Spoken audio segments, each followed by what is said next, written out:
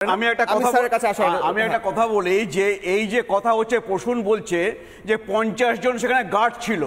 আমি বলছি 50 জন কেন 100 জন থাকলেও কিছু হতো না, কারণ যে করেছে সে হচ্ছে ওখানে তৃণমূলের মাইনরিটি সেলের প্রেসিডেন্ট। এবং পুলিশ অ্যারেস্ট করেছে, পুলিশের তো কাজ অ্যারেস্ট করা, থেকে অ্যাচিভমেন্ট নাকি?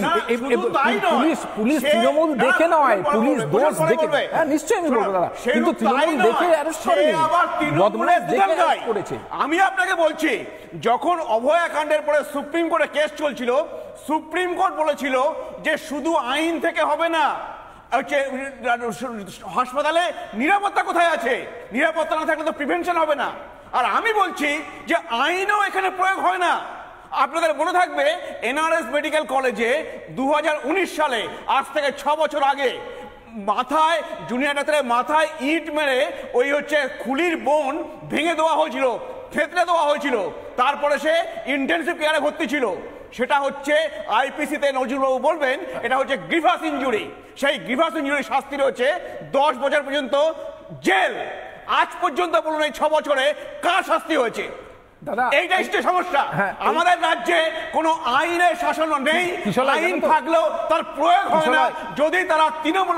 আমি দাদা সব কথা মেনে নিলাম, সেই জন্য এরা ভয় পায় না, এই জন্য ঘটনাটা একের পর এক হতে চলে। আজিকরের মতো নৃশংস ঘটনার পরেও না আমরা এখনো সুপ্রিম কোর্টের দিকে এখনো হাঁ করে তাকিয়ে আছি, এই আইন কবে এই ধরনের বদমাইশকে শাস্তি দেবে? আমাকে বলে দাও, 2011 সাল থেকে এই এতগুলো ঘটনা ঘটেছে।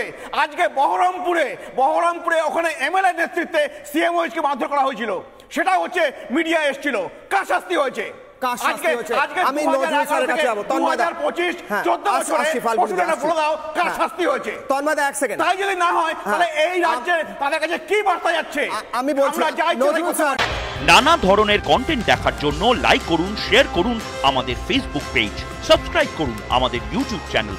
পাশাপাশি অন্যান্য ব্রেকিং নিউজের জন্য অবশ্যই চোখ রাখুন রিপাবলিক বাংলায়।